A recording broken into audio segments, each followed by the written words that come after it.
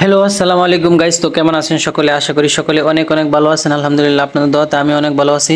তো এই যে দেখতে পাচ্ছেন, ও সময়ে বড়ই গাছে উঠে পড়লাম। যদিও আমি বড়ই গাছে উঠতে পারি না, তারপরে অনেক কষ্ট করে উঠলাম। যদিও ও সময়ে বড়ই হয়েছে এই জন্য। তো আমি বড়ই খাইতে একটু পছন্দ করি। বড়ই না শুধু, আমি সব টকই পছন্দ করি। আমার অনেক ভালো লাগে টক খাইতে, কেন জানি না। তারপরে হচ্ছে এটা 12 মাসি বড়ই গাছ, এই জন্য সব সময় বড়ই হয় এটাতে। তো আমি অনেক দিন পরে বড়ই গাছে উঠলাম, কিছু বড়ই পেরে নিয়ে আসলাম ভর্তা করার জন্য।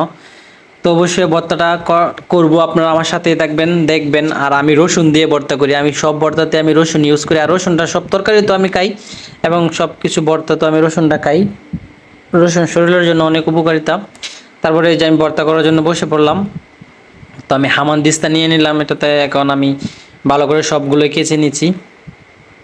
তারপরে সব একে একে দিয়ে দিলাম রসুন, তারপরে পেঁয়াজ, মরিচ, লবণ, তারপরে ধনিয়া পাতা, তারপরে দিলাম তেঁতুলের আচার, দিয়ে সব একসাথে একদম অসাধারণভাবে একটা ভর্তা তৈরি করলাম। ভর্তাটা কিন্তু অনেক মজা হয়েছে।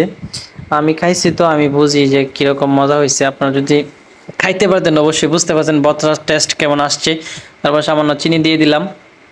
তো আমার ভর্তাটা কে কোথা থেকে দেখলেন ভিডিওটা অবশ্যই কমেন্ট করে জানাবেন। আপনাদের জিভে কি পানি আসলো কিনা সেটাও বলবেন। তো ওয়াও, অসাধারণ একটা ভর্তা হয়েছে কিন্তু। তো সবাই ভালো থাকবেন, সুস্থ থাকবেন। অবশ্যই আমার ভিডিওগুলোতে লাইক কমেন্ট করবেন। নেক্সট টাইম ভিডিও দেখার জন্য কমেন্ট করবেন। আল্লাহ হাফেজ।